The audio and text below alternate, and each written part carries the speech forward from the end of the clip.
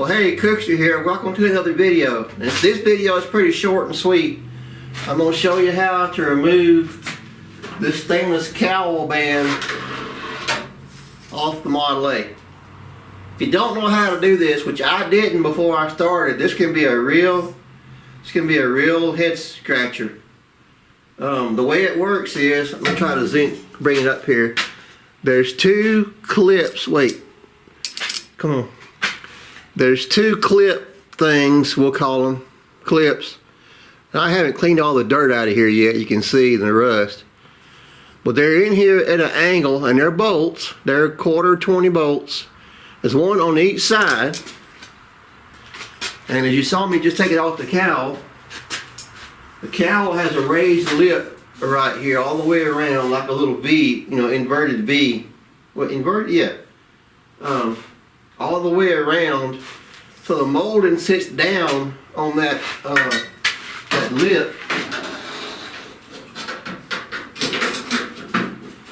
and then the two studs down here, they go into two holes at an angle down like this, and then you tighten two nuts, and when these things tighten up, it draws that molding and cinches it down. Pretty ingenious design, actually. I was cussing forward when I was first taking this thing off the other night, but now after I stopped and cooled down and thought about it, it's actually a pretty slick design. So anyway, I'll show you how I remove the molding. Now, the first bolt I took out down here, the first one I've ever done, I got on the internet and learned how this works, but I didn't see any actually good pictures or videos or anything. Just, you know, the Ford barn was a good place I found. I think maybe even the Ham talked about it. They made it sound much easier than it was, and it turns out they were right.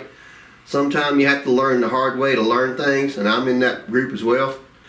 So the first one I took off the first night, that you'll get to watch in a minute, I used to use a 1/4 inch ratchet and a 12-point short socket. And there's not much room under there. You're fighting, the sub rail sits right here where my finger is. The nut's right here, and you just about don't have enough room because you get bound up. The bigger problem I had was the clutch pedal sits right here beside of where you're working at, and you'll get to see that in a minute. And I was stubborn and didn't take the clutch pedal off, and then I got aggravated, and that makes the stubborn just get worse. So I got aggravated. I didn't get aggravated. I got mad. I was PO'd trying to get this thing off. I was cussing forward. I was cussing everything up one side and down the other. But the thing I didn't do, the number one thing I did not do, I should have pulled that clutch pedal off. The other mistake I think I probably made was trying to do it from the inside, because I was fighting again in the clutch pedal, and then of course I had my running boards off, so I had plenty of room to get down here and work. It's just my hand was cramped up behind the clutch pedal. My ratchet handle kept hitting the clutch pedal. I should have took the clutch pedal off first thing. All it is two pins and two roll pins and two cotter pins, and the clutch pedal comes right off. And but I got stubborn, I got mad, I didn't do it. So the lessons I learned was take the clutch pedal off, and then once I've done that, you can get right down in here from the outside and get to them. Plus, if you're trying to do this on your car and your floorboard is in, you can't get to it from the inside anyway because the floorboard blocks you off. You have to do it from the outside. So anyway, take the clutch pedal off. You can get to it right down from here. The other side is actually pretty easy. The other thing I did that I think would be the way to do it, I used a ratchet wrench. Now, I didn't know I had this the first night. These are my dad's. He had them in his toolbox forever, and of course I'd never used them. I forgot they were even in there.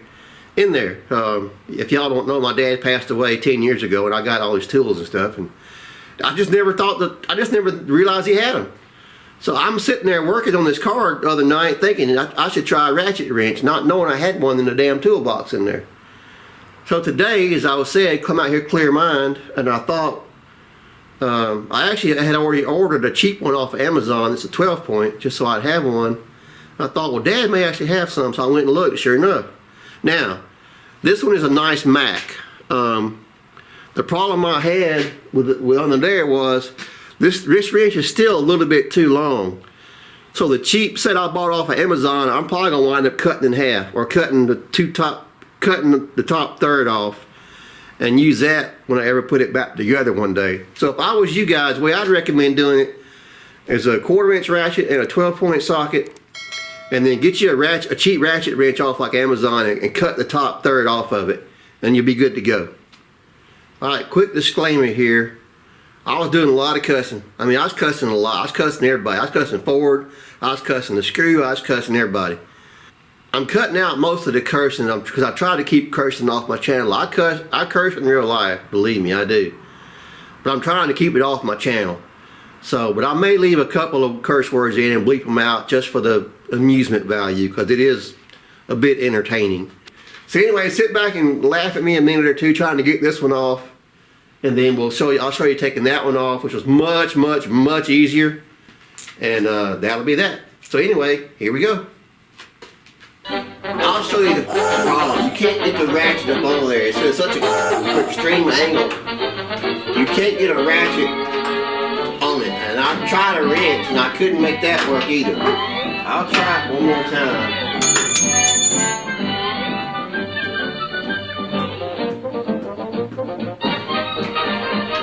One click at a time. Not a revolution.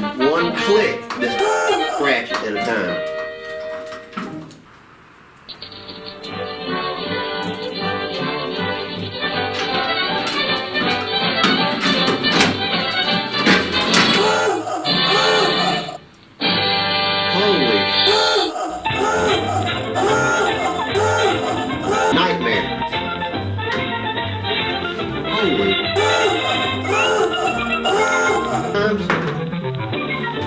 Alright, I'm sorry y'all, but that big time.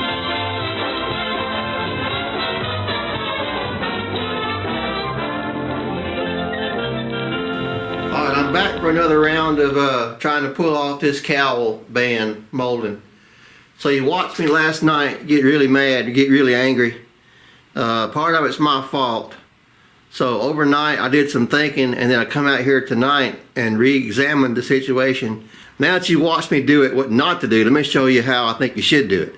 But as I showed you last night, and I'm trying to get a current camera angle over here, and it's really not easy to do.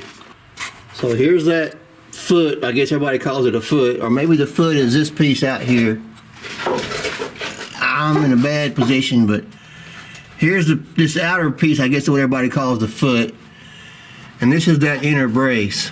Well, that bolt is right tucked up inside of here, or nut rather, is right up inside of here.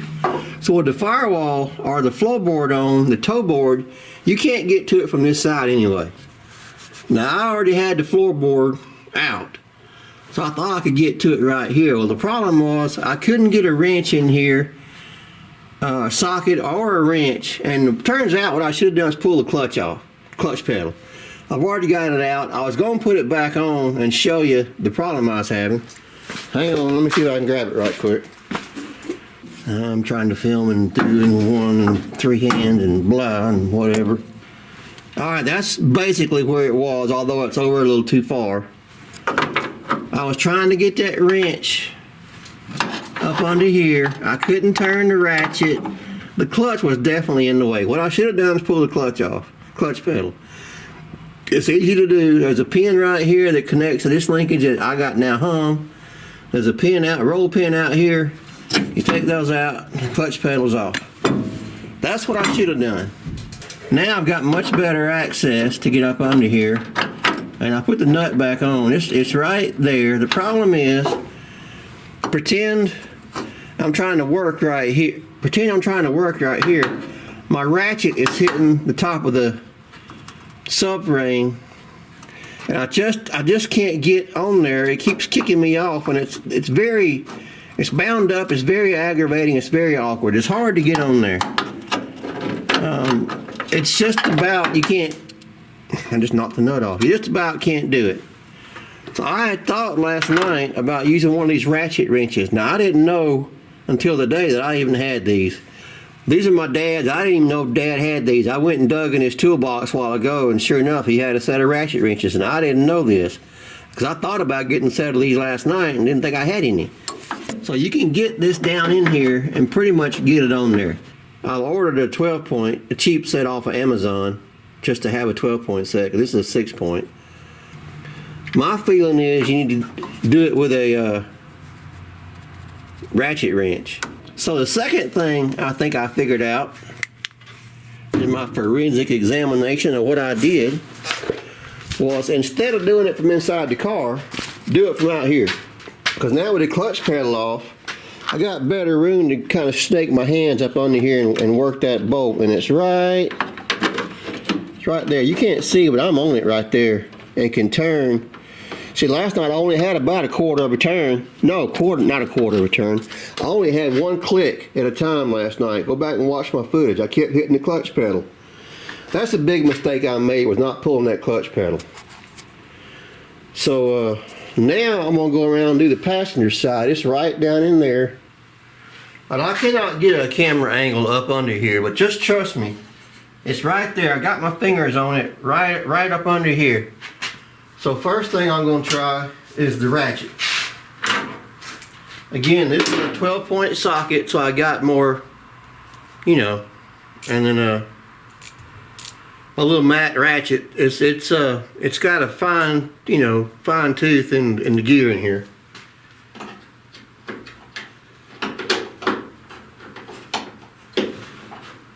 But again, see, the angle that stud is in there. It's hitting. Your ratchet winds up hitting against the bottom of the top of the subframe, and you just about don't have clearance to do it. Very, very difficult. This whole assembly right here is probably a quarter of an inch too long to get up under there, right, or 1/8 of an inch maybe. But the next thing I'm going to try, like I said earlier, is my ratchet wrench. Let's make sure. Now this again is a 6 point. But it shouldn't really matter. Once you're on the nut, all you're doing is turning.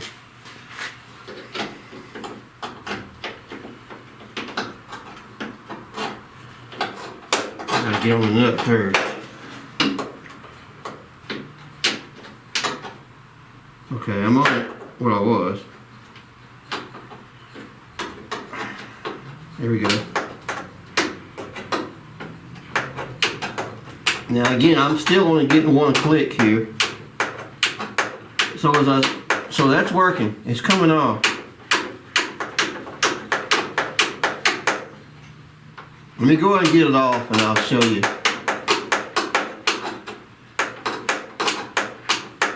One click at a time. Isn't that a song? I bought it one click at a time. No, that's that Johnny Cash song.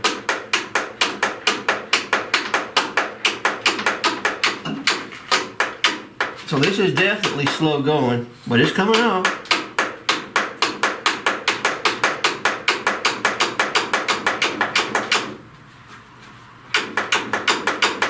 I don't know how the guys did it from the factory. They certainly didn't have ratchet wrenches back then. I guess they might have you could put a box end wrench in there. That's the thing. That's the other thing I tried last night, was putting a. Let me try it again now. With a box end wrench. Let me grab one. Hold on, I gotta grab one. I tried this last night when I was against that clutch pedal. This is a box end, standard, regular old box end wrench. I can get it in there. I guess it would work. And then the other kind I have is the one kind with the offset ends like this.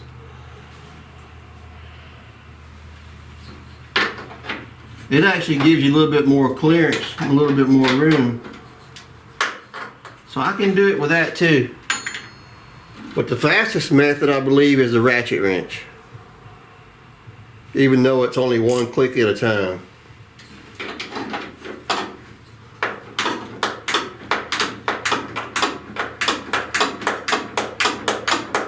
So you just have to take your time and have patience. Which is something, when I get mad, I run out of, but I think everybody does that. Now we're getting to the point where it's getting loose and it won't turn anymore. I mean, you know what I mean.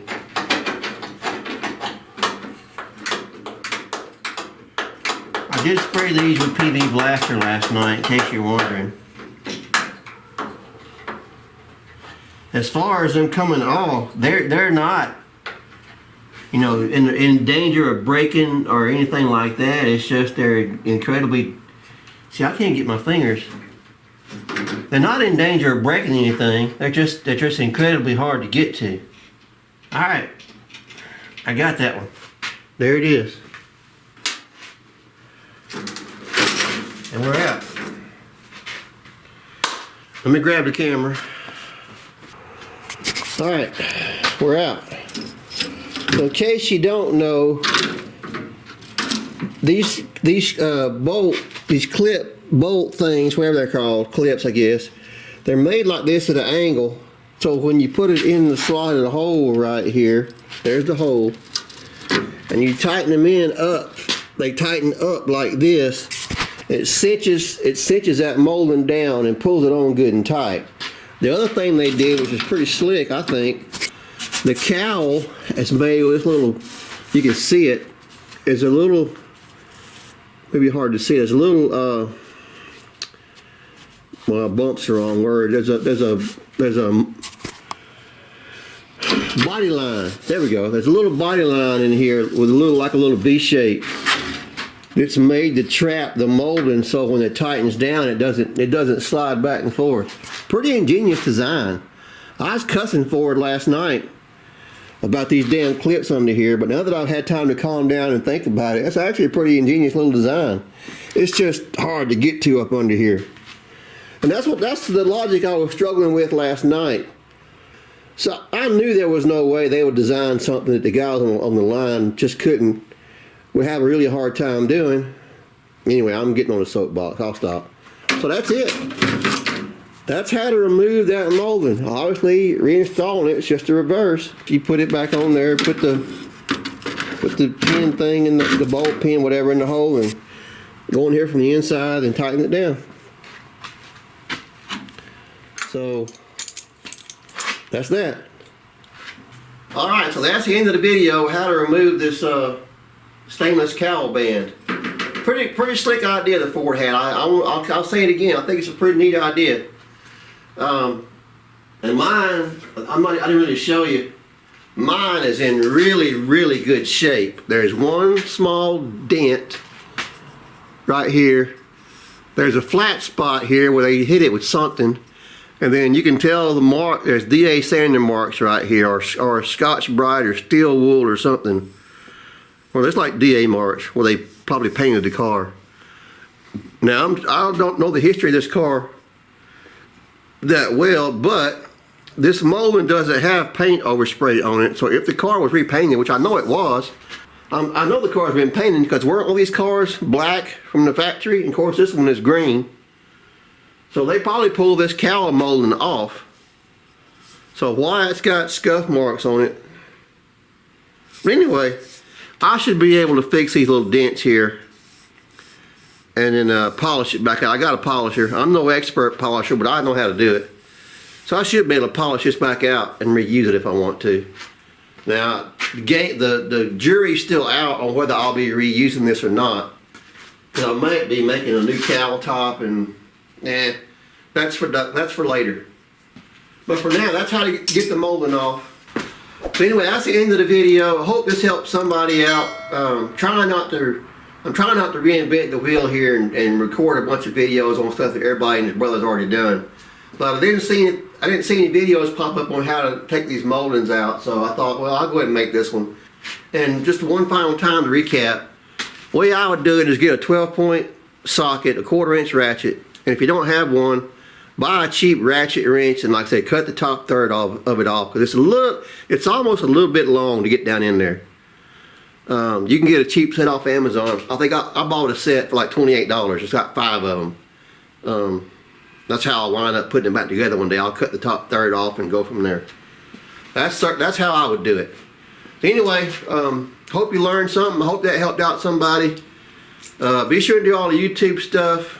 I'm Cookster, Cookster's Garage. Like, comment, subscribe, notification bell, share it, all that good business. And I'll catch you on the flip side. Y'all come back now, you hear? Happy Model A work.